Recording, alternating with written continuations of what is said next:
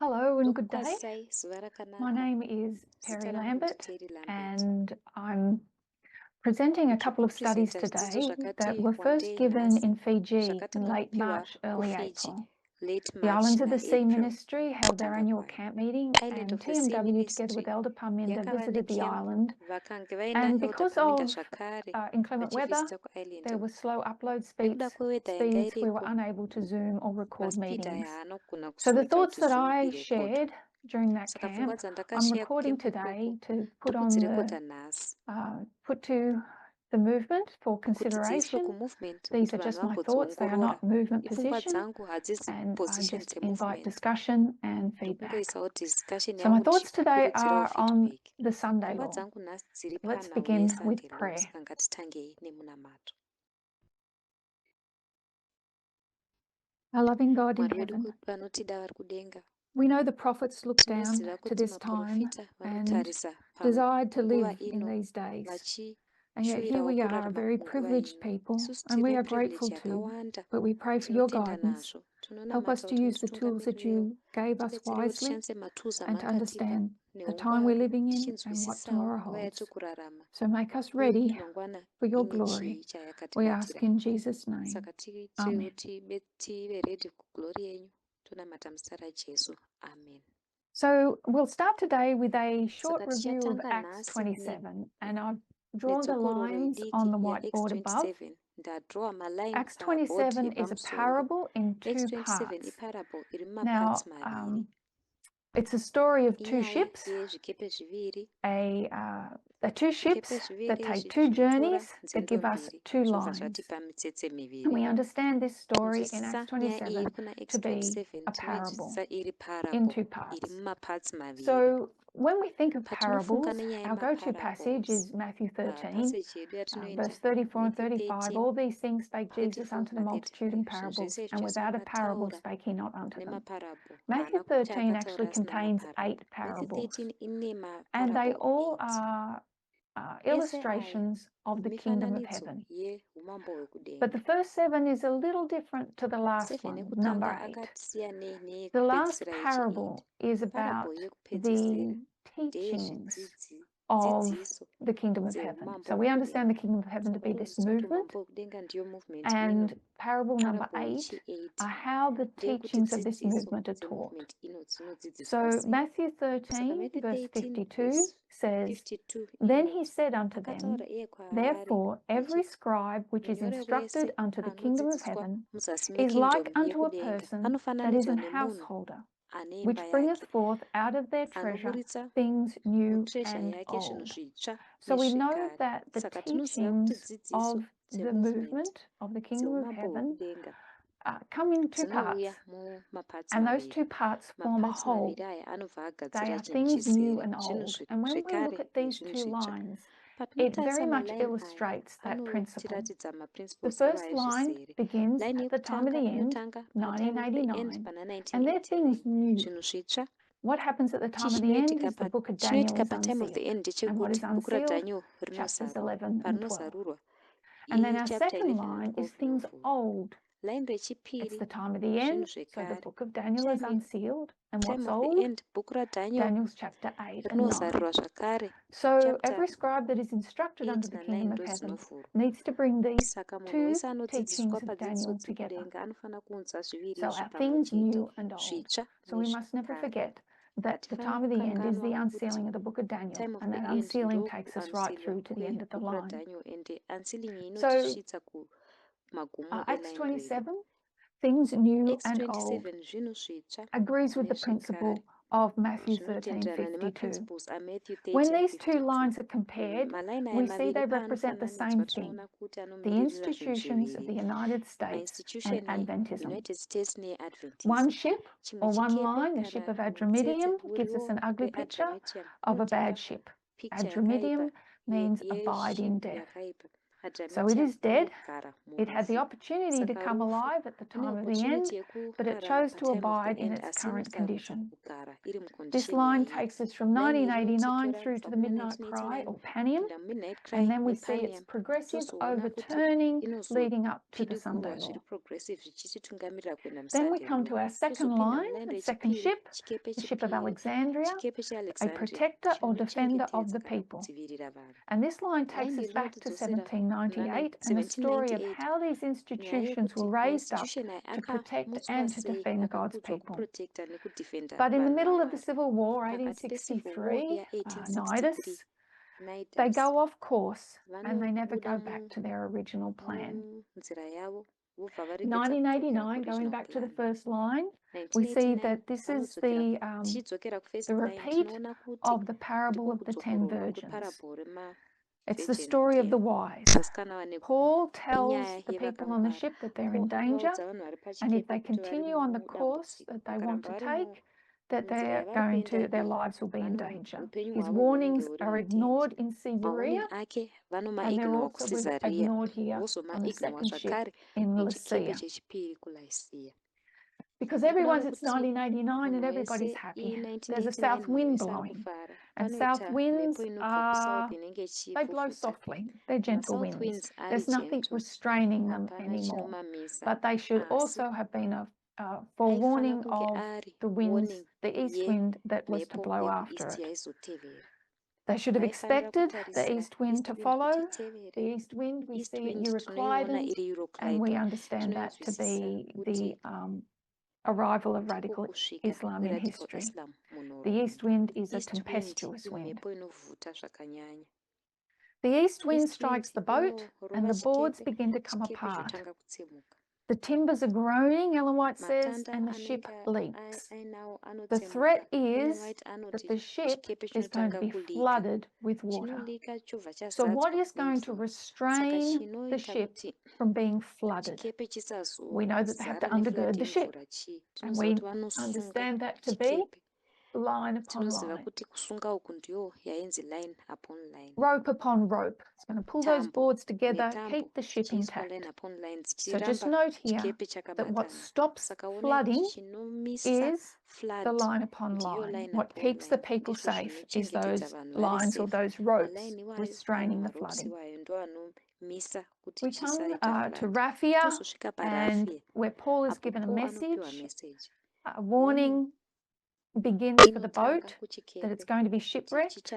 Then on the 14th night at midnight, they can see that shipwreck or the shore visibly ahead, and time is introduced. Acts 27:27. I've got the midnight cry there, but you could put midnight. What happens at midnight?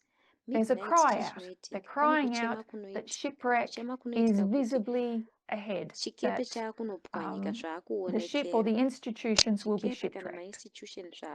It's at this time that the soldiers cut the lines, so the flooding is inevitable. They've been dropping anchor and measuring how close they are to shore. They know they're getting closer, and so they're going to wait until morning until they finally hit the shore and shipwreck is accomplished. So between the cry at midnight and the morning or shipwreck, what important information is Luke going to open up to us? In Acts 27:37, Luke anozovhura kwatiri Acts 27 neActs 37. We're told that there are 276 souls aboard upon the ship. What would ordinarily be seen as a bit of random information is going to open up to us a universe of knowledge. So we're going to take 3 people out of that number: Paul, Luke, and Aristarchus, and we're left with 273. 273 what? 273 Levites, or the second group on the boat. So 2 groups on the boat, and then 1 group, the Nethinims, are on the shore. That second group, we go to Numbers 3. We understand that at the beginning of ancient Israel, there were 273, too few Levites to make up the number that was needed, and at the end of modern Israel, that number will be made up. So 273 being the number we assign to the Levites. So that's one thing that we do with that number. It gives us information about the Levites, but we continue to use that number as a symbol, and we go to 273 BC, and that's the history of Daniel 11 verse 4. The breakup of Alexander the Great's kingdom, the breakup of Greece, Alexander the Great dies, and this is going to take us back into that history, and we see the complexity of that history is going to give us more information about our time. So 273 BC. And I'll draw the line a bit bigger here. What happens in 273 BC? Well, we know 275 BC as the Battle of Beneventum.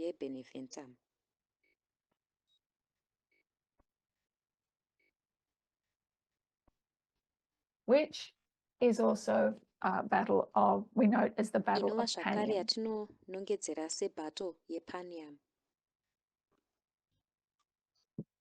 So we can also note the Battle of Beneventum there, 275 BC.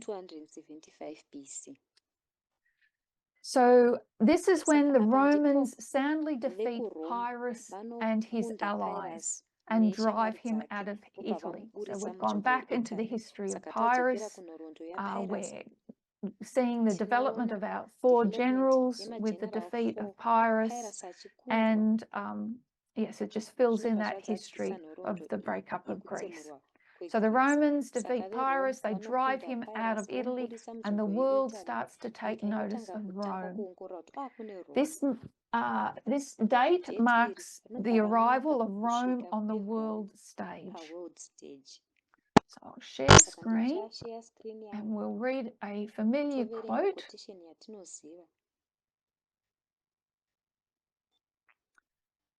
What launches Rome onto the world stage is the Pyrrhic War of 280 to 275 BC.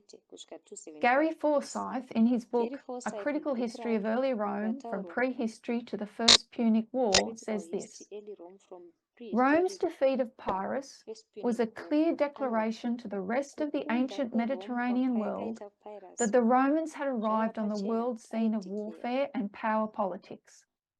And recognition of this fact was no long time in coming.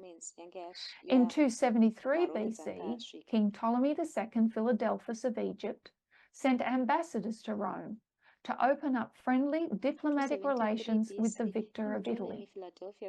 The Romans reciprocated by sending their own ambassadors to Egypt, Q. Fabius Maximus Gurges, N. Fabius Pictor, and Q. Alganius Gallus. This delegation to Egypt, however, must have been headed by Gurges, who had been twice consul, censor, triumphator, and was perhaps the princeps senatus at the time of the embassy. The Pyrrhic War finally came to an end in 272 BC when Tarentum surrendered to Rome and joined many other Italian states in becoming a Roman ally. And that is from A Critical History of Early Rome, Gary Forsyth. And so we note 275 BC as Rome defeating Pyrrhus. He is driven out of Italy. 273 BC is Egypt sends a delegation to Rome. And then 272 BC, Rome sends a delegation to Egypt. We know that Pyrrhus,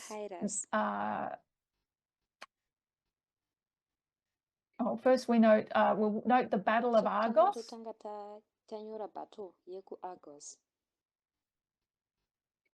Iris dies. Iris anofa. Spelled that wrong.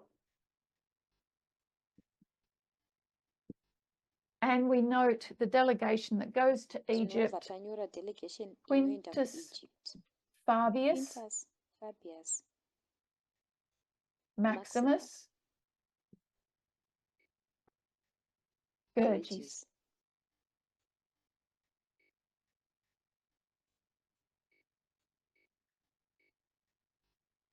So we mark 275 BC, it's 2021. BC sa 2021. Battle of Beneventum, Battle of Panium also, and 275 BC. In previous studies, it has been noted that 273 is marked by July 24, 2022. We call that an increase of knowledge, and the event is Dobbs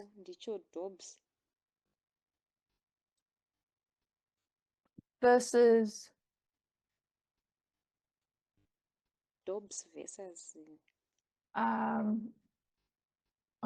Women's Health Organization, and the name escapes me. Sorry. Brain freeze. It'll come to me.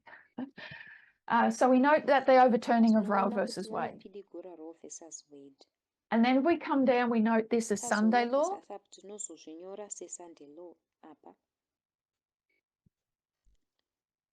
And we also note that Tarentum falls here at 272. Pyrrhus is driven out of the Italian peninsula in 275 BC, but he does leave a battalion in Tarentum. It takes until 272 for that Tarentum to fall, and Rome has full control of the peninsula. So Rome wins. Ptolemy II of Egypt establishes diplomatic relations and friendship with Rome, and then Rome returns the favour. So why do we attach this name here to Sunday law or shipwreck?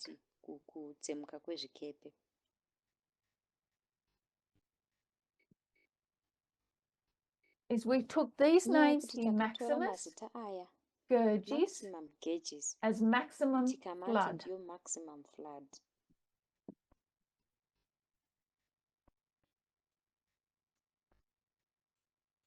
Why is it, Gerges means to swell like a whirlpool, swallow up like a flood. Why is it that we associate flood with the Sunday law? So we know a Sunday law is Daniel 11 verse 41. He shall enter also into the glorious land, and many shall be overthrown. So that verse itself doesn't mention a flood, but it does mention that the many will be overthrown. So we put the two together and we understand that the many will be overthrown by a flood. But why do we associate flood with the Sunday law? So there are two prophetic references that I'd like to review quickly. We'll go to Daniel chapter 9 and Revelation chapter 12. And I'll just grab my Bible.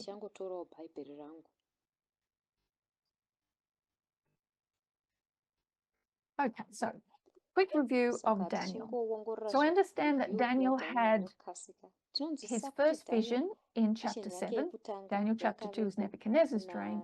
Daniel 7 is he has the vision of the four prophetic kingdoms, Babylon, Medo-Persia, Greece, and Rome. And the question that he has about this vision is he wants to understand the truth of the fourth beast. So it's that fourth beast that intrigues him. He can understand the lion and the bear, he can see them. But it's the fourth beast that he wants more of an explanation. That's Daniel 7. When he has the vision of Daniel 8 and he gets to the end of Daniel 8, it's the conversation that Christ has with Gabriel about the days, it's the timing that he doesn't understand. ndiyo timing So he wants to yaasinganzwisisi understand saka ada time and he wants kunzwisisa to time understand the ada truth of the kunzwisisa fourth futi beast. chokwadi chechikara chechina. So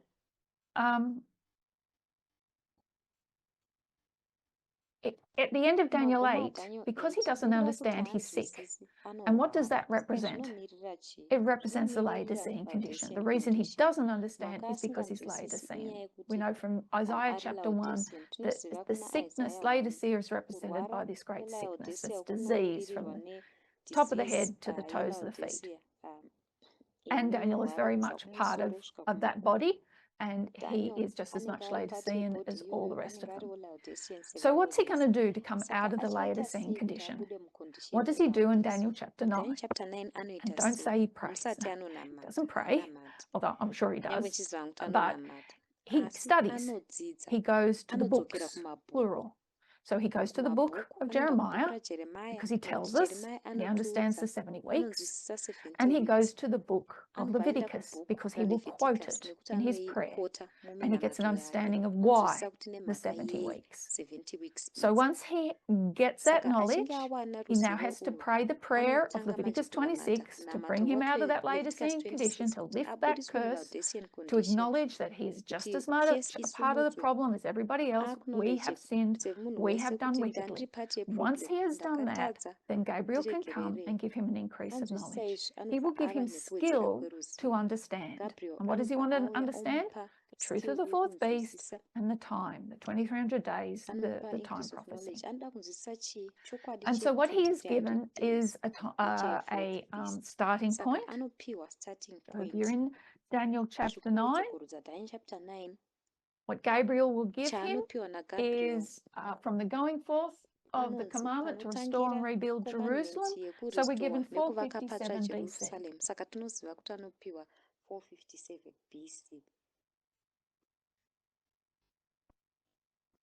So that's our starting point. And we are in verse 25. So once he has that starting point, then he can know the 70 weeks. So 70 weeks are going to take him to 34 AD. So I'm just going through the information that Daniel 9 is going to give Daniel. 34 AD is the 70 weeks. 34 AD ndidzo 70 weeks.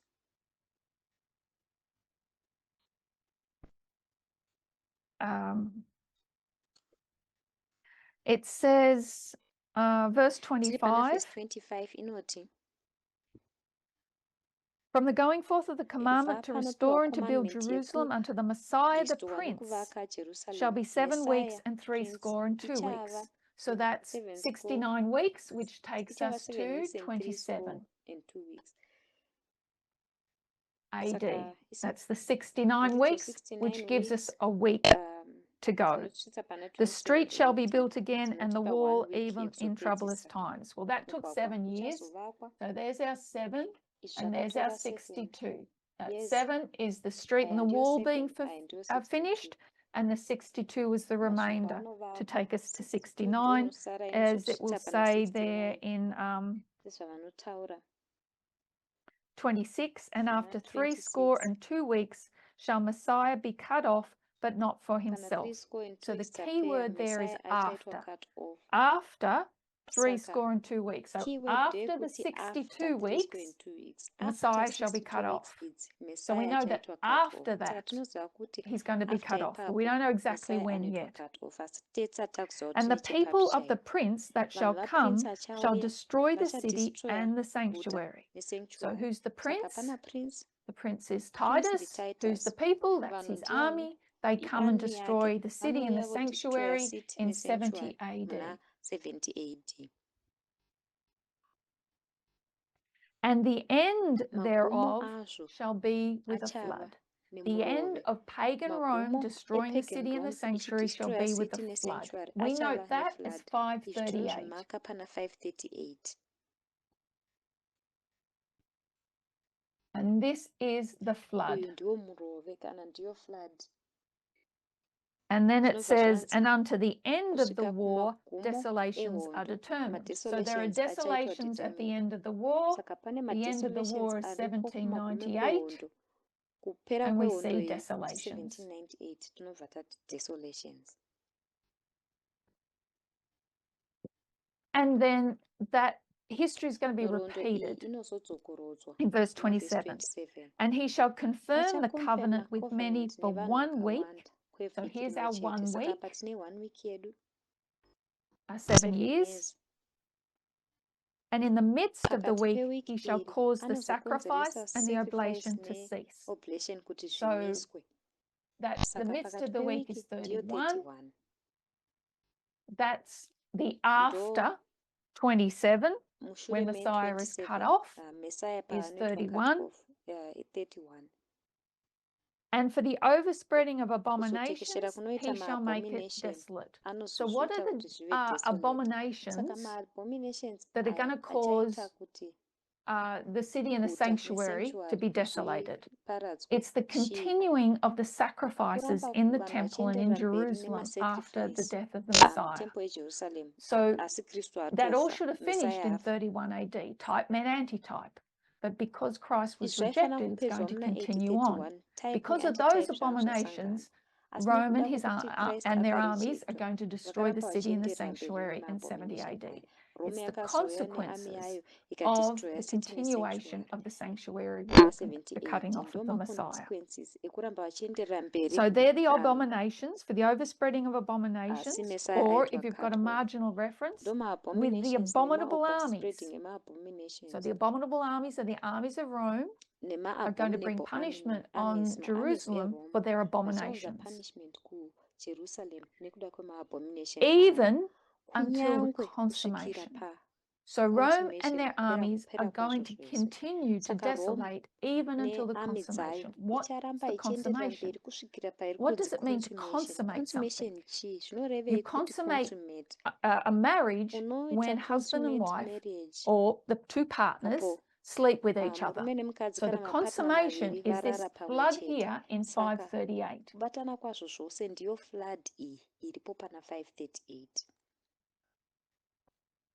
Pagan Rome does its work with its abominable armies up until 538. This consummation is what we understand to be church and state. It's that marriage. And that determined shall be poured upon the desolate. So a marginal reference makes it much easier for me. It says,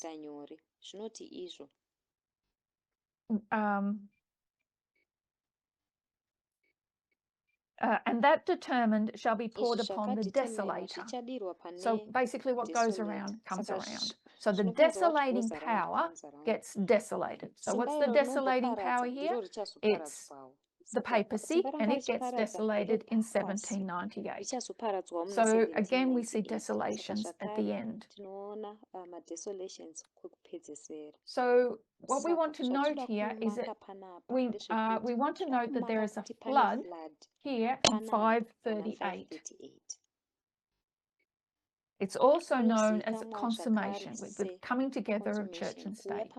Now, 538 really is, we know that in 533, Justinian decrees that the Pope of Rome is the head of all churches and the corrector of heretics. So the Pope of Rome has been given authority, and it has been given, already had power. But in 538, what Justinian is going to do at the Council of Orleans is he's going to reaffirm the Sunday law of Constantine. So the Constantine Sunday law was 321. That gets reaffirmed here in 538. So we can mark a Sunday law here. And basically it's Constantine's Sunday law with a few amendments that now you can travel and you can cook and you can clean on a Sunday, but essentially it's still a Sunday law. So what this marks is a transition from the pagan Roman Empire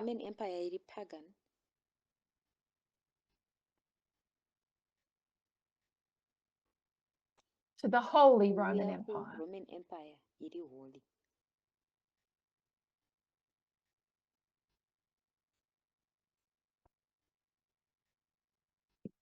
And another name of that the theologians use is Caesaropapalism.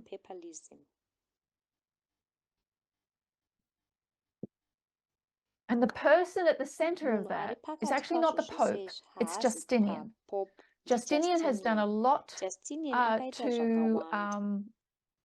a lot with the Roman laws, and he's going to use those Roman laws now to enforce and persecute those that aren't agreeing with his theology. So this actually marks where Justinian changes from not just being a head of state, but he now sees himself as a theologian. And he's actually even going to study and write papers on the nature of Christ and things like that. So 538 not only marks a change in the kingdom, it marks a change in the king. And the king is Justinian. So it's this flood here. It's a flood of laws, which includes the Sunday law. And yes, this combination of church and state. And this is what will sweep away God's church unless it flees into the wilderness. So it's going to flee into the wilderness here for safety. It's going to go into hiding. So let's go to Romans chapter 12. What did I say? To Revelation chapter 12. So Revelation 12 is the history of the Christian church. Begins with a symbol of a woman. Now we understand that these symbols are not ideal symbols. They are patriarchal symbols. There's a reason why the church is represented as a woman. She's the weaker vessel. She doesn't have the power of the state. So we're just going to talk about the church here. And not the woman. So the church here is represented in with the feet standing on the moon and the sun behind its head. And the church is going to have a baby, and that baby is the Christ child. This is the birth of Christ 4 BC.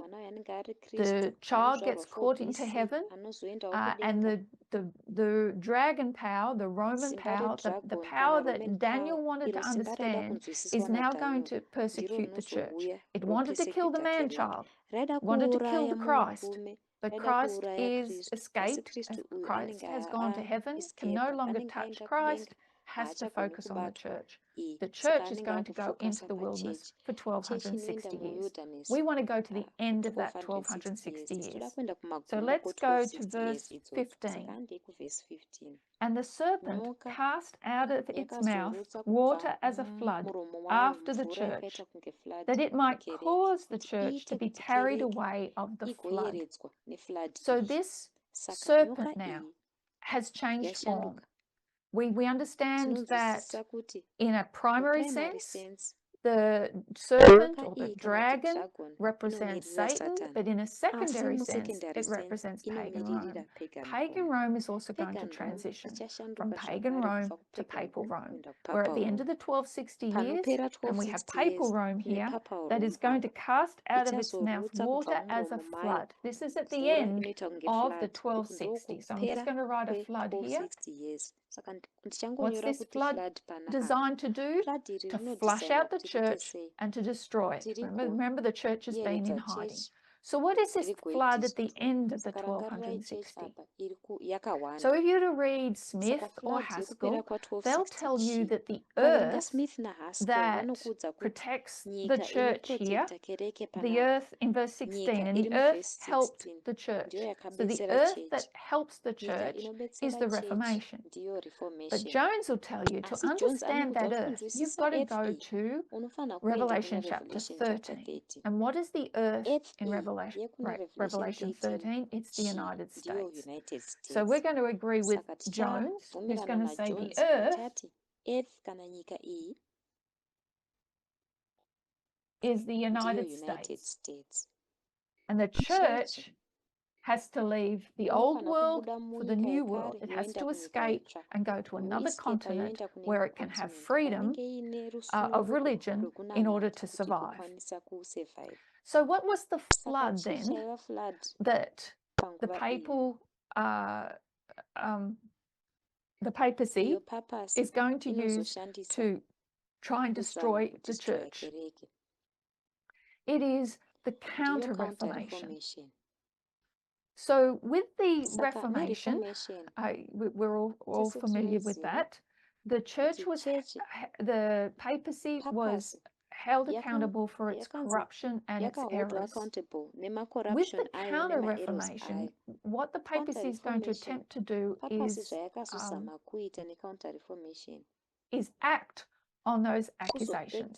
So they actually take a lot on board and they want to clean up their act.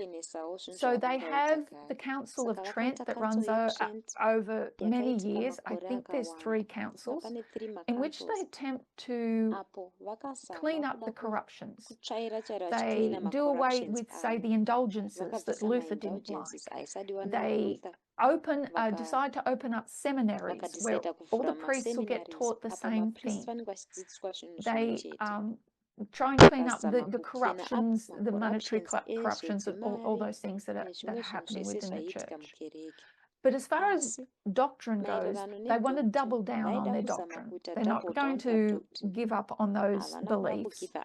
And so in order to do that, again, they get involved with education, opening up schools and getting teachers into already existing schools. So they're going to flood the school system in Europe with teachings that will double down on their beliefs. And this is the flood that was going to put the church in the wilderness in danger. It's a flood of teachings, a flood of methodologies even. They had to counteract what the Reformation was saying about them, because there were many people before there were Adventists who understood the 1260 days in 1798 that pointed out that it was going to come to who it was in Bible prophecy. So there were those teachings were around before there were Adventists. So we see methods such as futurism, putting the prophecy in the future, preterism, saying it all happened in the past, and also spiritualism, the teachings of Ignatius Loyola, and just, don't forget about prophecy. All you need is a relationship. We hear that today in the mainstream church. It teaches that. Don't worry about prophecy. You just have to have that relationship with God. That's nothing new, really. So there are all these teachings designed to destroy God's church in the wilderness. So that's the flood at the end of the 1260. We see a flood at the beginning, which involved laws, but also doctrine and teachings. And we also see these flood of teachings, information at the end of the 1260. And we know from our lines what keeps us safe from any flood is the lines, is the girding of the ship, to stop that flood of information coming and sweeping away or overthrowing God's people. So that's just a little look at the floods that we get from Daniel and Revelation.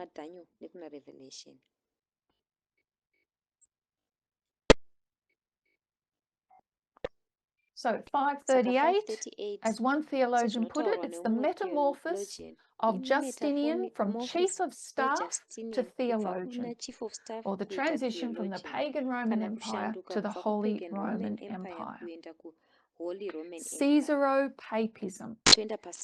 So we'll talk a bit more about Caesar later. Combination of social and political power of secular government with religious power. So, Maximus Gurgis, maximum flood. But we want to have a look at his full name. And to understand his full name, we need to understand Roman nomenclature, how the Romans used names, how they came, how they made their names. So let's write the full name up here. So it's Q, the Q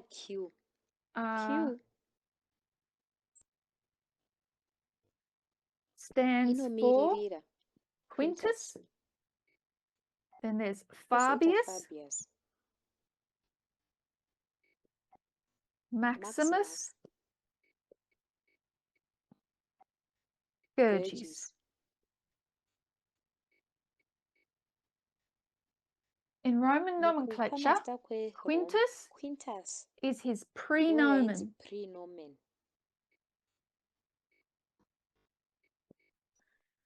That means it's his first name, his personal name.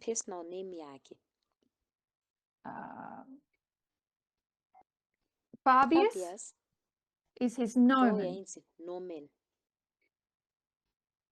which we would say is a surname.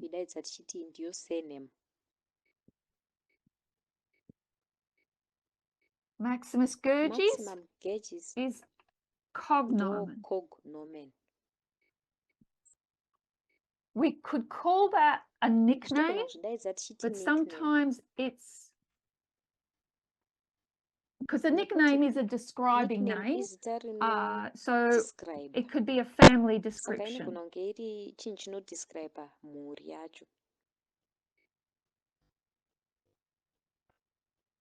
I'll explain that more. So, prenomen, first name or your given name. I'll just write that up.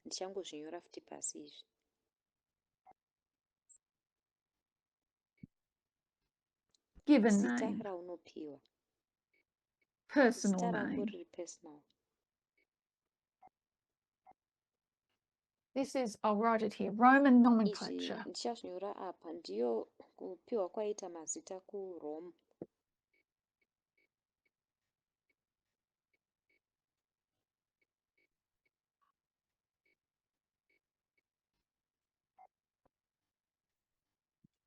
So we understand Maximus Gerges, maximum flood.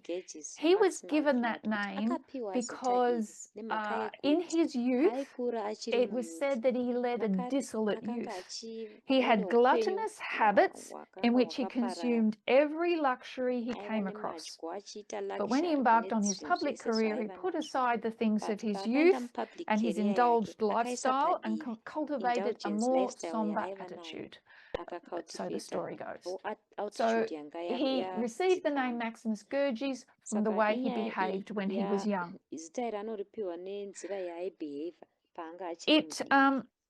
So, like I said, it's a nickname. It can also identify a particular branch within a family. So Fabius is his nomen or his surname. Now, the nomen is the most important part of your name. It is your clan name. It distinguished what broad group you belonged to. So if we looked at the name, if you think of Julius Caesar as an example, his full name was Gaius Julius Caesar. So his prenomen, his first name was Gaius. His surname, his clan or tribe name, or sometimes they called it gens. Just write that there. If you see that word. Can be tribal clan. His tribe clan was Julii, and Caesar was a cognomen. We'll talk more about that later. So your nomen Saka really was the nomen most important ndo part of your chaiva name. chakakosha The Julii, pazita rako. Julius Caesar, they Julii traced their origins to the navajulius Caesar origins of vaitrace Rome, maorigins claiming avo descent kuno from mavambo Venus. erome It vachiti symbolizes the vanobva kuna power of your Venus name. So like zvichiratidza Julius simba Caesar, he was rezita born rako. poor, but it didn't saJulius matter Caesar because he was akazvarwa part of the ari Julii murombo asi clan, zvisina and that basa meant nekuti aiva something. pati So your yeJuliai nomen clan. would give you your Dzinza rake authority. raimupa authority, zita rake It ndo raiva was pasimba about rake. who your family Zvaiva was. zvekuti mhuri yako yairi It ani. wasn't just you, it was who you were. You Waisangova were a iwewe Julii, chete, or you wainzi were a iwewe uri Fabii. Juliai, uri wekudzinza kana kuti reJuliai kana raFabii. Everything you Zvese did added or zvawaiita detracted from your zvaizowedzera name. kana kubvisa pazita rako. So we know what Maximus Saka Gurgis tinoziva means. kuti Maximus What does Gurgis Fabius zvinorevei? mean? Ko It Fabius means zvinorevei? father Zvinoreva fava. Faba. or father, Faba kana fava. or as we Kana understand them, kunzwisisa or I do, kwatinoita kana kuti inini kunzwisisa kwandinoita broad beans. dzinozivikanwa sebroad beans. Fabius bean farmer. Fabius zvichireva kuti The murimi father webeans. and broad beans. Fava beans, Idzi beans known dzefava in idzi much of the world as broad dzinozivikanwa beans, are one munyika of the sebroad oldest beans. domesticated Ndidzo dzimwe crops. beans yekare Globally, kare yakatanga it's the kurimwa. third most important Pasi feed grain tenderere legume. ndiyo yechitatu Currently, 58 countries produce this bean on inoshandiswa large kudya. scale. Inoproduced ku58 Fava countries beans are one palarge of the scale. best performing crops Iyo under mafava global beans warming and ndo climate mamwe change macrops scenarios anonyanya because of its unique ability to excel anoadapta under kuglobal almost warming all types nekuda of kwekuti climatic ane conditions, ability coupled with its yekuadapt wide adaptability kumaclimate to conditions. ranges of soil environments. Anoadaptawo In ivhu ancient Greece and rakasiyana-siyana. Rome, beans were Kuancient used Greece in neRome, voting. beans A dzaishandiswa white bean pakuvhota. being used to Beans cast yewhite a yes vote, ichizonzi and a black ndeyevhoti bean yekuti for yes. no. Beans So yeblack if ichiti I ndeyekuti say the name kwete. Pythagoras, Saka you might ndikataura zita be rakaita familiar kunge with him. Pythagoras, If you munogona think back to muchiriziva, munogona kufunga primary school math, nezvemaths dzataidzidza Pythagoras kuprimary. was Pythagoras famous aiva munhu aizivikanwa Greek wekuGreek aiita mathematician, zvemaths. philosopher, Aiva and philosopher also a very strange zvakare cult aivawo leader. cult Very leader aiva odd person, strange. Pythagoras. He led a Pythagoras cult, akatungamirira and cult his ari strange. disciples Vanhu were vaimuteverera told to abstain vakanzi from beans. They were siyanai not allowed to have nebeans, beans. And musadya beans. Aristotle tells us Aristotle the reason anotiudza for kuti that mhaka yazvo is because it ndeyekuti was a political yaiva protest protest, against yaiva democracy. political, Pythagoras didn't yaiva like against democracy. The democracy. Pythagoreans Pythagoras believed in aisada oligarchy. democracy. So as Vana a political Pythagoras protest, they didn't vaibhilivha eat mune beans. oligarchy.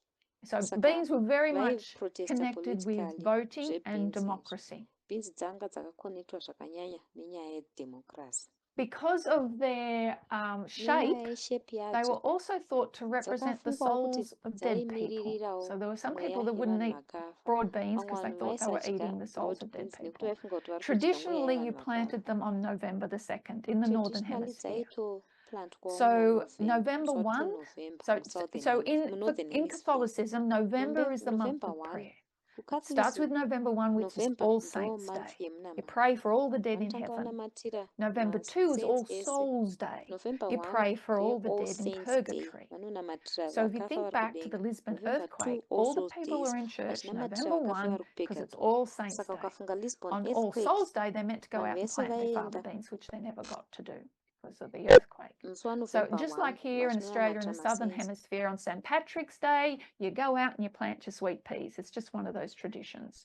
In the northern hemisphere, sezvinoitwawo November 2, kuaustraliawo November is St. I said the Patrick's month Day of prayer, yataurwa the iya month of for vanoplantawo sweet Catholicism. peas dzavo. November 2 is All Souls Day, you November plant your fava beans. 2 vaizodyara That's just fava a matter beans of interest. dzavo. I'm not Izvi trying to zvaimboitwawo say that means anything hazvinazvo more than that. zvazvinoreva zvakanyanya So, tingotaura fava zvavaiita. beans, Saka voting, fava beans elections. ndedzekuvhota This isn't you. ndedzemaelections hazvisi zvinhu The zvitsva. Midnight Cry was first given in Blood Cry 2018 in yakatanga kupiwa Arkansas. Then it was 2018 repeated kuArkansas in France the ikazodzokorodzwa next month, kuFrance mwedzi 2 waizotevera months after. mwedzi miviri yaitevera. At the end of that, or during that camp meeting in Mucamp meeting iyi France, yakaitwa there were kuFrance 2 pakaitwa question and answer mibvunzo sessions. nemhinduro In the masession first maviri. Q&A, there was a question First from the Q&A floor kwakava regarding nemubvunzo Fabius Maximus wakanzi Gurgis, Fabius asking, well, what Maximus about Gurgis, Fabius? Because the emphasis was ko on mhaka Maximus Gurgis. yaFabius The answer from Elder Tess was, I don't know. I'm sure it's significant, but I don't know. At the end of the camp meeting, at the second Q&A, the question again came from the floor, what about Fabius? And Elder Tess said, they're Faber beans. They're connected with voting. And so, just for the record, I'm sharing with you today as just another member of the movement. I do not have a backdoor into Elder Tess's mind. We do not talk about these things, but I do remember her saying the connection between Fabius and voting back in 2018. So those thoughts have stayed with me, and now I'm sharing how those thoughts have developed over time. So, Fabius, Faber beans, broad beans, voting elections.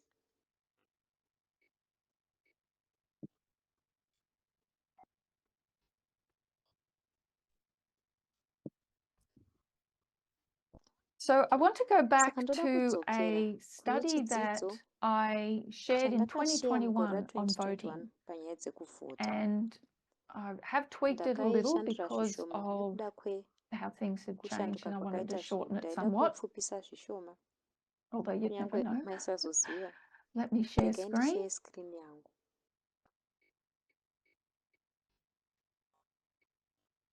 We're going to have a little history on voting rights, in particular with the United States, because we want to know the truth of the fourth beast and we want to understand time. So this is connected with that. Voting rights in the United States has been a moral and political issue throughout its history. So we're going to be talking about voting rights.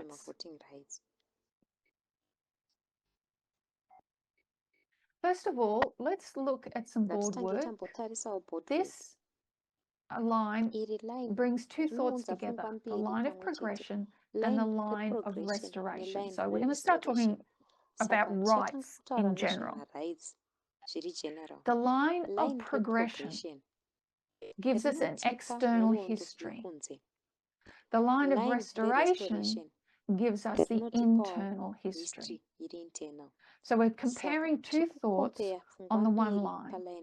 You can see the alpha and omega of ancient and modern Israel and how the modes of communication have developed and advanced from the written language carved in stone to the World Wide Web. That's the line of progression. We mark the invention of the printing press during the 1260 years as a great leap forward. So we can also see on this line the line of restoration. So the line of restoration is internal history. Line of progression, the modes of communication, external history. So the line of restoration is also progressive. The progression of humanity, Eden to Eden. And it has a chiastic structure. And the turning point occurs also in the middle of the 1260. So with the line of progression, we note a great leap forward in 1440 with the printing press. But I'd like to suggest that the turning point with the line of restoration is not the printing press, but it's the Magna Carta of 1215, 225 years earlier, the beginning of human rights. The Magna Carta is the dawn of democratic ideals. So here's a picture of one of the 4 remaining copies of the Magna Carta that I was able to take in 2012. I was visiting the south of England, and this is a copy in the Salisbury Cathedral in south of England. It's actually the day before I first met Elder Parminda. We were travelling down in that area. The full name was Magna Carta Libertatum, which is Latin for Great Charter of Freedoms, but it became simply known as the Magna Carta or Great Charter. It is one of the most important documents in history. It was written in 1215 to settle an intense political dispute between King John of England and a group of barons who were challenging King John's absolute right to rule. English barons, which were noblemen, stood up to King John and demanded that his authority exist within the rule of law. This meant that he could not punish his subjects unjustly or act arbitrarily outside the law. King John reluctantly signed the charter in order to maintain power. The terms of the charter were negotiated over the course of 3 days. When they reached agreement on June 15, 1215, the document was signed by the king and the barons at Runnymede outside of London. It established the principle that everyone is subject to the law, even the king, and guarantees the rights of individuals, the right to justice and the right to a fair trial. It's a super important document because this marks the first time the English people stepped up to limit the king's power and to assert their rights. So consequently, the Magna Carta is seen as foundational to human rights. So here are the 4 key principles. No one is above the law, not even the monarch. No one can be detained without cause or evidence. Everyone has a right to trial by jury. A widow cannot be forced to marry and give up her property. This is actually a major first step in women's rights. Women being very rich women, not all women. So within a week or so, it was actually annulled and it's been revised and it was purged of its more radical contents, but the primitive concepts became the beginnings of the rule of law. It wasn't, obviously, it wasn't a document that protected the rights of the average Englishman. It only protected English barons and wealthy widows. But the concepts of individual rights and the limitations of governmental power had grown and were starting to mature. Magna Carta was the seed of those powerful concepts of freedom and constitutionally limited government. By the 17th and 18th centuries, those arguing for reforms and greater individual rights and protections used Magna Carta as their foundation. These ideas are at the very centre of both the Declaration of Independence and the United States Constitution. So let's come down another 500 years, and we are in the time of the Enlightenment. The Enlightenment went for a good 130 years. It has 3 stages in that. It's also known as the Age of Reason. It was an intellectual and cultural movement in the 18th century that emphasized reason over superstition and science over blind faith. Using the power of the press, Enlightenment thinkers like John Locke, Isaac Newton and Voltaire questioned accepted knowledge and spread new ideas about openness, investigation, and religious tolerance throughout Europe and the Americas. Many consider the Enlightenment a major turning point in Western civilization, an age of light replacing an age of darkness. So the main idea of these Enlightenment philosophers were freedom and rights in government and religion. So here are 4 key philosophers. John Locke, he was the most influential. He established the principles that modern representative democracy are based on. That is, unalienable rights of life, liberty and property. Unalienable means they're not transferable to another.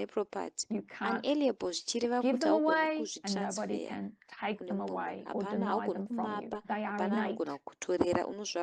Charles Montesquieu talks of the separation of powers in government, and he is the one that gave us the 3 branches: judicial, legislative and executive. Jean-Jacques Rousseau, he's famous for revising the social contract. So John Locke talked about a social contract. So social contract is despite people having inalienable rights, they need to sacrifice some of their freedom in exchange for government protection of their lives, liberty and property. And kuupenyu Locke hwavo called that neliberty neproperty. agreement between the Locke people and the akadaidza government the agreement iyi social pakati pevanhu contract. nehurumende kuti Should a inonzi social government contract. deprive people of their rights Hurumende by ikadepriva abusing vanhu its marights authority, ayo the nekuabhisa contract was authority. broken Contract yainge and the people were no yaputswa. longer bound by its Vanhu terms. vaisazoramba Now, vakasimbirira for pamaterms Locke, econtract iyoyo. withdrawing Kuna consent Locke, meant replacing withdrawing one consent monarch with another. yaireva kureplaca So monarch if the uchiisa contract was monarch. broken for John Locke, he Saka just got rid of that king and contract he got another ikatsemuka king. But waingobvisa Jean-Jacques umwe king Rousseau, woisa he mumwe. argued against Jean that. Locke asi Jean-Jacques Rousseau akaargua He against said izvozvo. that Akati monarchs were not divinely empowered to madzimambo make laws, but only havasi the divinely general empowered will of the kuisa people had the right to mutemo, legislate. asi For only under the general will general will yevanhu can the ndo people be inoisa said to mutemo. obey Only only pazasi themselves and pegeneral hence will be free. yevanhu ndo So, patinoteerera. yes, he spoke of equality in a Akataura society that can't nezveequality exist musociety under a kuti king. haigoni You can't have a kuvepo social pasi contract with a pamambo. king. Haugoni kuita So social that's how contract he namambo. revised and improved Saka the idea of a social zvaizorivaiswa contract that zvoimprovwa Locke gave us. maideas esocial contract Voltaire talked of social atakatowana Locke. reform, separation of Voltaire church and state, and akataura freedom of speech. nezvekupatsanura church As nestate progressive nefreedom as of these speech. Enlightenment thinkers were, Vaiva for ne-enlightenment example, vaiva Voltaire had a progressive. distrust of Asi democracy. So Voltaire they were akanga progressive, but only to a asingavimbi certain extent. nedemocracy. Voltaire Vaiva believed that progressive the average kusvikawo person pane was not chimwe capable of chidanho. making proper Saka vaiva decisions. progressive asi vaisagona kutawo But mamwe these thoughts madecisions. of the Enlightenment had a Pfungwa idzi profound effect dze-enlightenment on the dzaiva French and neprofound the effect American Revolution kufrench and the neamerican democratic revolution governments that they produced. nemademocratic So governments both avakagadzira. revolutions, the French Saka and the American, vefrance were neveamerica fundamentally based on Enlightenment vakanga vari ideas. fundamentally based So we're pamaideas going to come down to the e-enlightenment American aya. Revolution. It was an epic Tichisvika political paamerican and military revolution struggle yaiva waged political between nemilitary struggle 1775 and yakaitika 1783, 1775 when pakati payo 13 of Britain's North 1783 American colonies rejected apo its 13 imperial mabritish rule. north american You colonies can't have a akaramba social imperial contract rule vakati with a hatigoni king. kuva nesocial The contract protest namambo. began in opposition to Protest yakatanga taxes vachiopposa levied without colonial representation by the British mataxes monarchy and avaipiwa parliament. nebritish So monarchy neparliament. we come down to Saka April tinouya pana 19, April 1775, the 19, battles of 1775 Lexington and battle ra Concord. Lexington Typo. neConcord. The shot heard around the Tsitsi world. yakanzwikwa pasi So tenderere. this is the shot Saka that ndiyo initiated the armed bara conflict between rakatanga Britain and the 13 hondo pakati colonies, where peBritain 273 nemakoloni British 13. deaths were recorded. 273 So we mark ndufu this dzakarekodwa. as a Saka waymark tinoimaka in history. sewaymark munhoroondo. At this Panguva time, iyi the Americans veamerica claimed that vakaklaima they kuti sought only vakatsvaga their marights rights avo within the mukati British Empire. meBritish Empire. At that Panguva time, iyi few of the vashoma colonists consciously macolonists desired to separate from vakadesire Britain. But kupatsanurana as the revolution neBritain. continued Asi over the next revolution 12 pairamba months, ichienderera the majority of 12 Americans majority increasingly came veamerica to believe yakaramba that they must ichiwedzera secure their kutenda kuti rights vaifana outside kusekura the marights empire. avo kunze And kweempire. this is Izvi basic zvaiva basic Rousseau, Jean-Jacques Rousseau. ndo dzaiva Thinking. basic pfungwa The social dzaJean-Jacques contract had Rousseau. been broken, Social contract yanga and when any yatsemurwa government usurps the yabrekwa. power of the people, not Hurumende only are the painoita citizens no masimba longer ayo pavanhu, compelled to obey, macitizens they are also obligated to rebel. vane obligation yekurebel. So 12 months after this, Havachanzi more than 12, vateereri. Saka 12 months some months after the battle, iyi raitika. the America declared itself to be America independent. yakazvideclare kuti So yava this independent. declaration of Saka independence, it declaration was not voted yeindependence in, iyi it's not legally haina binding. kuvhotwa. 56 Yanga isiri people legally signed it, binding. Vanhu but it is a 56 powerful document. vakasaina asi raiva document raiva Abraham nesimba. Lincoln called it a Abraham rebuke and a Lincoln stumbling akaiti block to irebuke tyranny and oppression. nestumbling block And one of kutonga the kune original udzvanyiriri purposes neoppression. was to explain the Purpose colonists' right to yaiva revolution yekuexplaina and to revolution persuade the 13 colonies nekuti why it was necessary to nekunyengetedza revolt. makoloni 13 aya kuti In other words, they needed to vanzwisise kuti sei declare the zviri causes necessary which impel them kurevolt. to Nedzimwe separation. nzira vaifana Quoting it. kudeclare macauses Congress had to aiita prove the kuti vaseparate legitimacy of its cause nekuti because it had just Congress defied the most powerful yakanga nation on yaprova earth. legitimacy So it's yecause declared itself independent. vakanga vari justified In this most powerful nation. declaration, there is no new thought. Saka James Madison said Declaration the object of this yeindependence declaration nguva was itsva John was to Madison assert the akati truth, not to declaration discover truth. iyi So in the yanga declaration, isiri we'll read a little chokwadi, yanga portion. It isiri says, assertion we yechokwadi, hold these truths to be yaisiri kudiscover self-evident, chokwadi, that asi all men are declaration created equal, yaitoti that they are endowed by their Creator with certain yaiva unalienable self-evident. rights, Tinoona that kuti among vanhu these vese are vakagadzirwa vari life, equal, liberty, and vanenge the vaine pursuit masimba of vakapiwa happiness. namusiki, That to vane secure these ma-inalienable rights rights, avainawo. governments Munhu are wese ane right instituted yemlife, among men, liberty nepursuit of deriving their just happiness. powers from the consent of Kusekiwa the governed. ma-rights awa government So you recognize nema-institutions Lockean pakati thought pevanhu there. Locke vanofana said kuwana life, liberty, and masimba property. neconsent kubva The Declaration of kune vari Independence, kutongwa. or Saka Thomas unoona kuti Jefferson said life, liberty, and the vana pursuit of Locke, happiness. Because what is the pursuit of happiness? It's to saka get property. kutevera happiness chii It's to, have ndenyaya stuff, dzeproperty. have the freedom to own things. Vane freedom yekuona So zvinhu. how does Saka it says governments are anoti instituted hurumende among men, and dzinoinstitutwa they meant pakati men, pevanhu deriving their just powers from the vaireva varume consent of the vanowana masimba avo government. So neconsent kubva consent kuhurumende. here Saka is consent apa iri fundamental to social fundamental contract.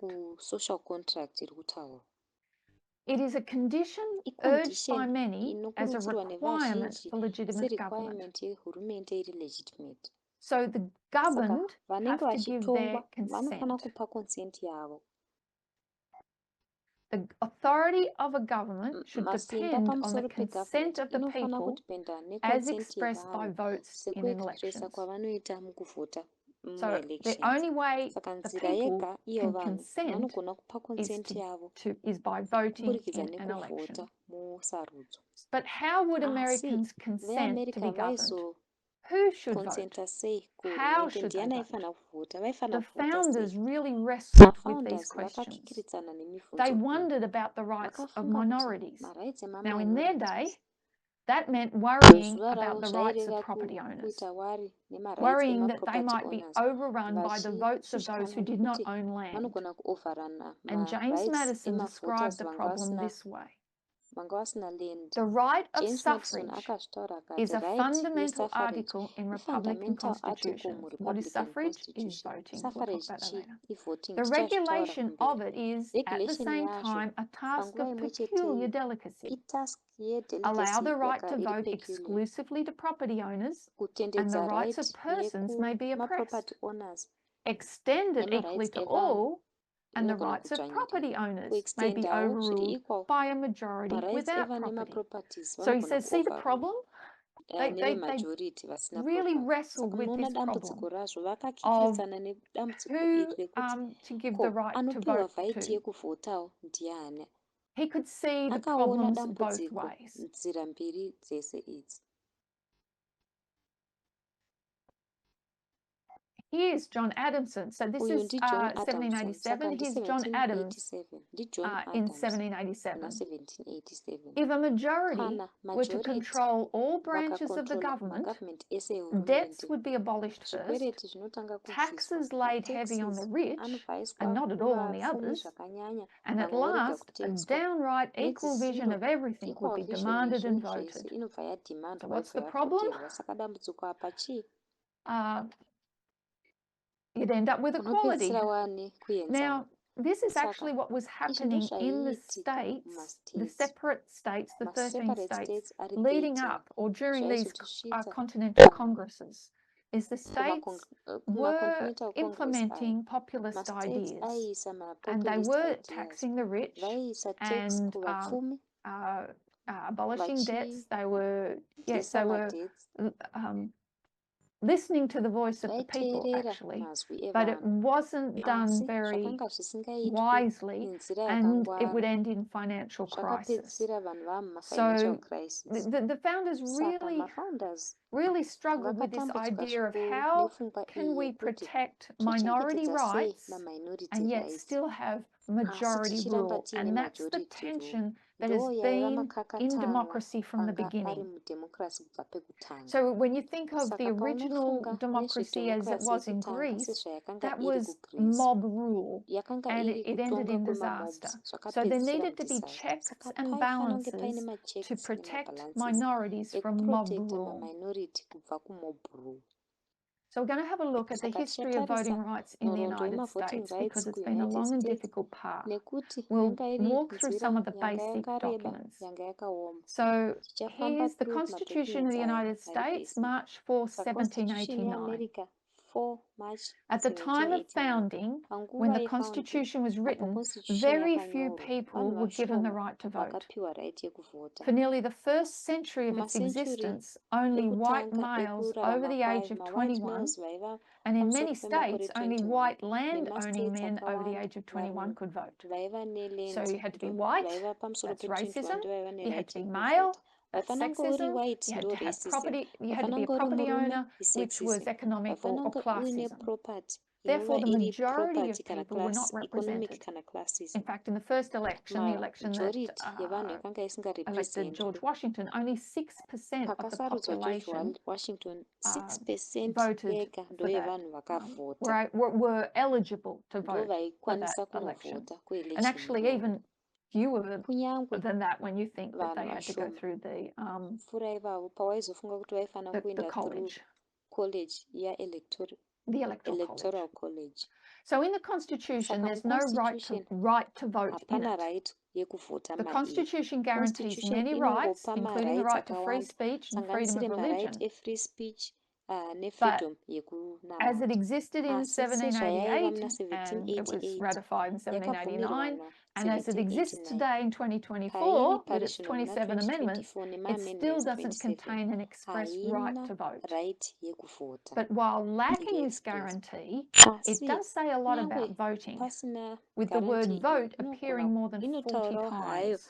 So where does this leave voting rights? Did the Founding Fathers forget to write about it, forget that people would have the right to vote?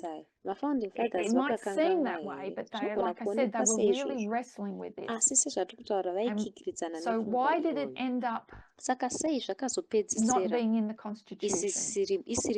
First of all, there's going to be a battle to ratify this Constitution.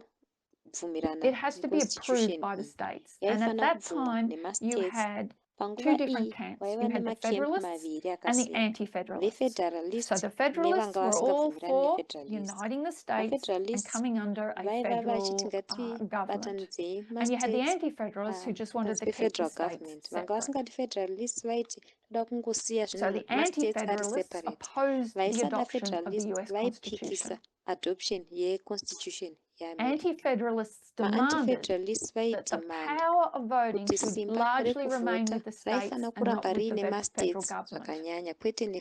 So can't really say that the Constitution compromised on this issue. They didn't compromise, they actually just conceded. They just said, okay, and they gave the states the power to manage the elections. But it also allowed the Congress the right to step in if needed. So we'll go to Article 1, Section 4 on elections. The times, places and manner of holding elections for senators and representatives shall be prescribed in each state by the legislature thereof. But the Congress may at any time by law make or alter such regulations, except as to the places of choosing senators. So the Constitution compromised on the issue or conceded. It gave the states the power to manage elections, but it also allowed Congress to step in if needed. So this is one of a few concessions that had to be made in order to get the Constitution ratified.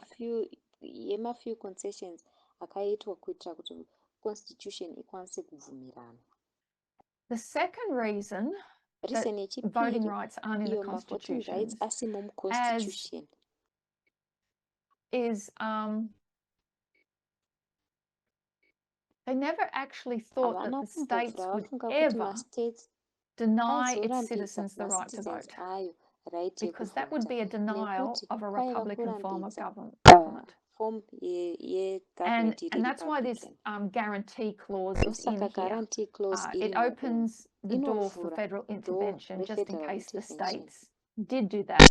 But they never really nekuti believed that a vaigona kuti state would mastates anogona dare kusazviita to deny asi its ava citizens the vambobvira right to vote vatenda kuti because mastates anorambidza macitizens avo the founders saw nekuda kwekuti voting, at mafounders least for vaiona male voting at least white males, kune so varume central vechichena to the very vaiona voting idea iri of pakati America that they just pepfungwa didn't think the states would yeamerica ever do that. pavanombofunga kuti Unfortunately, mastates anozorambidza asi the leaving unfortunately of election control to individual states led vakasiya to a lot of unfair election voting control iri practices in the kuma United individual States. states So at first, zvichiunza white men with unfair property voting were the only practices Americans kuamerica routinely permitted saka to vote. kutanga varume ndo vaibvumidzwa And kuvhota then vechichena eventually non-property owners vamwewo were vanga vasinawo maproperty allowed to vote. vakazobvumidzwawo By about kuvhota 1860, patakazosvika most kuna white men 1860 without property were varungu enfranchised. But varume African vakawanda Americans, vakabvumidzwa women, kuvhota Native Americans, vaafrican non-English americans speakers, and citizens vakadzi between the ages of native 18 and americans 21 had to fight nevaisataura for chirungu the right to vote nemamacitizens in the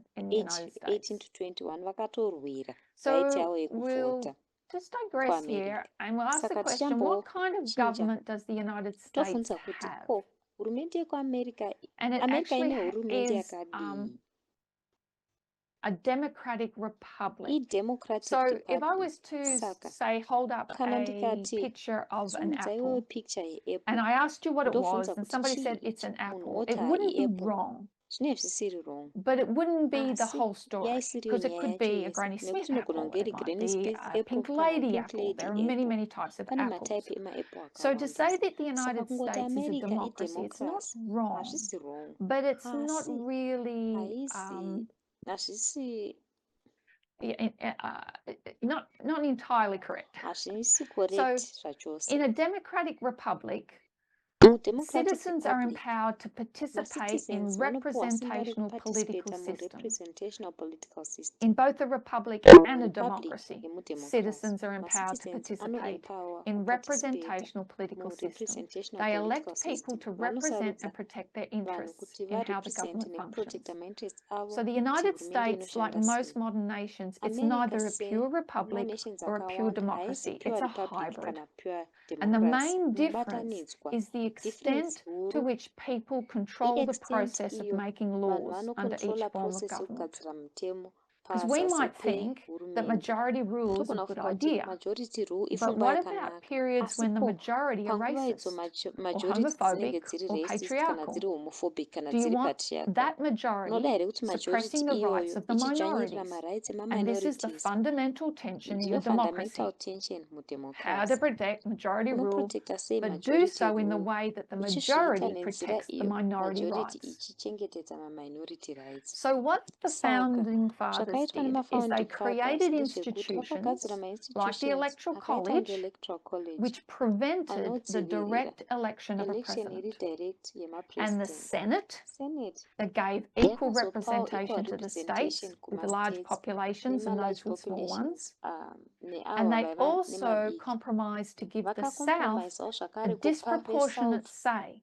disproportionate That's say the two-thirds yaiva yekuti two-thirds compromise. compromise They created those three vakagadzira institutions, mainstitution the Electoral matatu aya College, the electoral Senate, college and the senate two-thirds compromise. ne2/3 compromise Two-fifths, I'm sorry sorry. 2/5 Two-fifths compromise. 2/5 They were all compromise concessions esaya so aiva that they could get the maconcessions kuti Constitution vangokwanisawo ratified. kuzobvumiranawo paconstitution So these three saka institutions were mainstitution actually matatu aya created to be a akagadzirwa check on kuti democracy. ave anoita The check key pademocracy institution that key restrains institution majority rule is the inorestraina Senate. majority rule So ndiyo back in the senate day when saka they were kare trying to koko organize pavaizama how it kuorganiza would all kuti work, and the zvaizoshanda sei Senate, zvese izvi zvesenate the founding fathers actually mafounding wanted fathers vaitoda proportionate representation. representation That iri meant proportionate if you zvaireva were a kuti state like kana uri Virginia was at state the time senge with the virginia largest panguva iyoyo population, you would have yaiva the largest largest population waizovawo representation. nerepresentation huru Whereas a state like Delaware, asi state yakaita smallest kunge delaware yanga iri diki panguva iyoyo population, yanga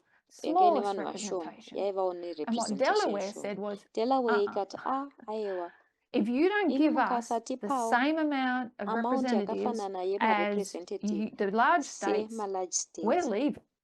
We'll join France. tinosiya Now, this is tinojoina like France. just 10 years after Idzi the 10 years revolution, revolution and you've yaitika got small kune states mastates madiki threatening anenge achithreatenawo to join up kujoinawo with, other nedzimwe countries. It nyika was, there was quite a crisis. yanga iri So that's why they crisis said, okay, ndosaka vakati alright the large states will have 2 malarge senators, states the anenge small aine 2 states will have 2 masenators senators. mastates madiki And anenge so aine what you have masenator 2 today zvauinazvo is nhasi you have ndezvekuti une California with a California very ine large, vanhu very vakawandisa diverse demographic, demographic yakawandisa 67 times 67 greater times population than, say, yakakura Wyoming, 67 times and it has 2 kupfuura senators, Wyoming and Wyoming has 2 ine senators, 2 which is a masenata largely Wyoming wo white, ine 2 masenata rural-based demographic.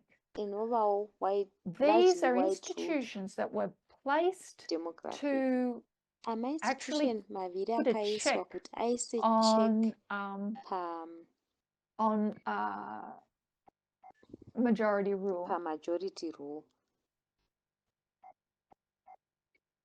So again, when I say that the founding fathers were considering minority rights, the minority that they were actually considering were themselves, because white property owners, male property owners, were actually a minority. Vachena vaiva nemaproperty White ndo male vaiva landowners, vashoma. and even the southern states, the slaveholders were minorities. So by them getting the 3/5 compromise, and I'm just going to assume you understand the 3/5 compromise because it's been talked about in the movement before. If not, go Google it. It gave them equal representation where they wouldn't have had ordinarily. yavaisazova nayo zviri ordinary. This has had really consequential izvi zvakava effects today. nema-effects ane ma-consequence nhasi. When we think of the protection of minority rights, we think of the protection of vulnerable minorities, disenfranchised and persecuted people. But like I said, the founding fathers were concerned about a privileged minority group, basically themselves. And what we see right now is that same kind of thing, where a privileged, conservative, sexist white minority is trying to suppress the power of a much more diverse, multiracial governing majority. And that's the very dangerous situation to the American democracy today. A prime example is the Supreme Court. For the first time in history, US history, 5 of the 6 conservative justices on the Supreme Court were appointed by presidents who lost the popular vote initially and were confirmed by senators representing a minority of Americans. So the Supreme Court is a product of minority rule, not majority rule. It's a product of 2 skewed institutions, the Electoral College and the appointment of US senators. And they're flawed institutions because they violate one person, one vote principle. So we might just leave that there for time.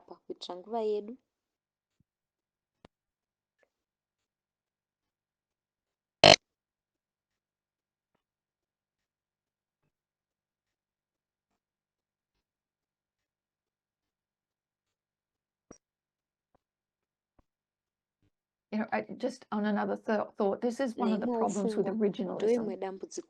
Because if you go back in time, you have to recognize that James Madison and many of the other prominent framers were very unhappy with the concessions that had to be made to ratify that constitution.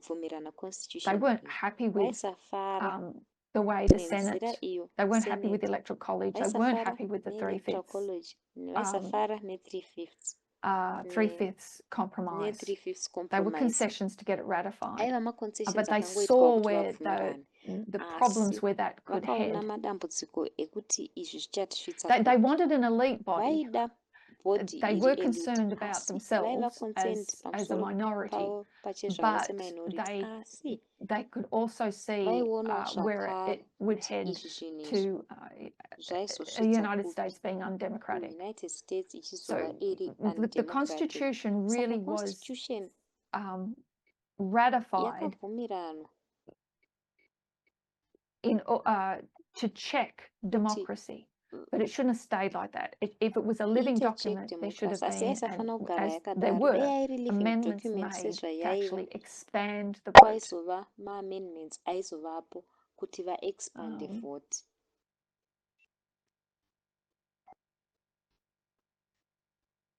Okay, better move on. Okay, ngatifambire mberi.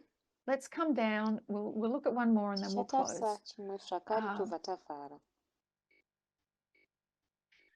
1863. We mark that on our line Acts 27. This is where the ship goes off course. So 1863 is a turning point in the Civil War.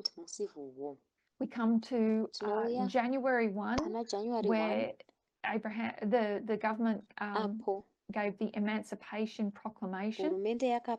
This proclamation was a presidential order and wasn't a law passed by Congress. So Lincoln pushed it. He was pushing for an anti-slavery amendment to the US Constitution, but that was going to come later. This proclamation was really just to unify and strengthen his party, to help them stay in power for the next 2 decades. So we'll read a portion from the Emancipation Proclamation. So it was written in 1862, but it came into effect in January 1, 1863. Then on the first day of January, in the year of our Lord, 1863, all persons held as slaves within any state or designated part of the state, the people whereof shall then be in rebellion against the United States, shall be then thenceforward and forever free. And the executive government of the United States, including the military and naval authority thereof, will recognize and maintain the freedom of such persons, and will do no act or acts to repress such persons or any of them in any efforts they may make for their actual freedom. So what we want to note here is that it gives responsibility to the federal forces to maintain freedom, the freedom of the enslaved people. So the responsibility would be on the federal forces. Now later, so that this comes into effect, beginning of 1863. The Battle of Gettysburg is the turning point in the Civil War. That's July. And then later in the year, in December, we see Abraham Lincoln is going to give the Gettysburg Address. He's dedicating a cemetery to the soldiers that have died in the war so far in Gettysburg, Pennsylvania. And on the afternoon of November 19, he gives this Gettysburg Address. And oh, sorry, I've skipped. Here it is. 87 years ago, our fathers brought forth upon this continent a new nation, conceived in liberty and dedicated to the proposition that all men are created equal, that we here highly resolve that these dead shall not have died in vain, that this nation under God shall have a new birth of freedom, and that government of the people, by the people, for the people, shall not perish from the earth.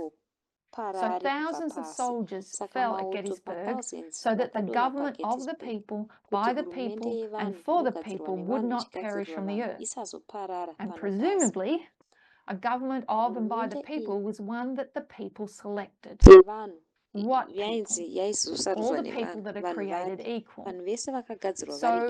So the only way that a government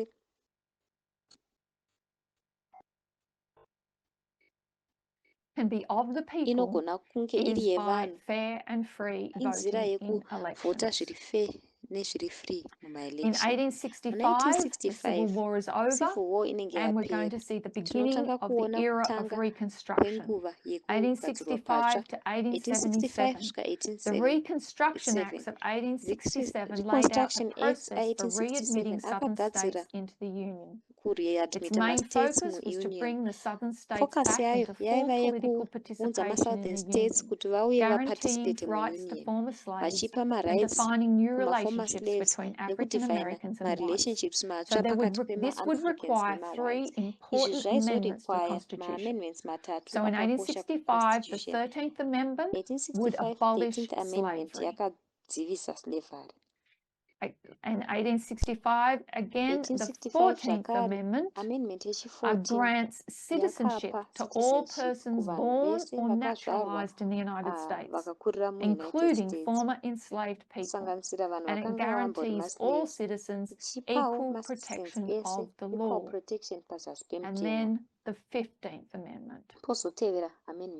The rights of citizens of the United States to vote shall not be denied or abridged by the United States or by any state on account of race, color, or previous condition of servitude. So these are the words of the 15th Amendment, and Congress is going to take immediate action. And in the 1870s, it's going to pass what is called the Enforcement Acts. And it's going to give the federal government oversight to make sure that African Americans can vote. And there's going to be this 10-year period of Reconstruction, which was really a golden age. Federal troops went into the South, and because of their presence in the South, because of the enforcement of this 15th Amendment, there were black senators from Mississippi that were voted in. There were black governors from Louisiana. It was an amazing, brief 10-year period. So we'll stop here for time, and we'll come back and we'll look at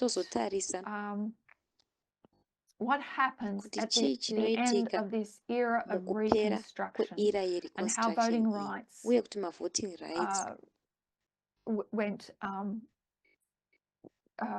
went backwards and what had to be done. So just a reminder that we're looking at voting rights because we've gone back to our lines of Acts 27.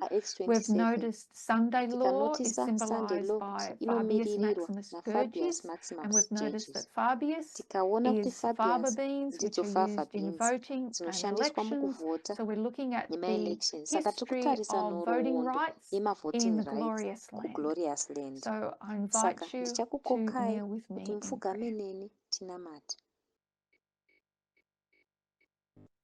Dear God in heaven, we thank you that there have been events external to the church where people have seen the issues of protecting human rights. We would understand how that relates to us and how we are to see external events today and how that affects our line of restoration from Eden to Eden. So please help us to understand what is necessary, to put aside what is not, and to see how your character is to be seen in people and how we are to treat each other. So we ask this in the name of Jesus. Amen.